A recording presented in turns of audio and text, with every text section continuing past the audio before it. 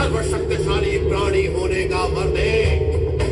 न देवता, न मनुष्य, न कोई पशु, न दिवस, न रात्रि में, न अंदर, न बाहर, न स्वर्गलोक में, न मृत्युलोक में, न ही किसी शस्त्र से मुझे कोई परास्त कर सके।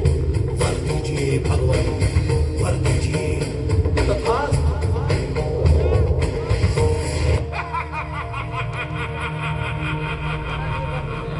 अब मैं वर प्राप्त अजय अमर अमराजय योद्धा हूं।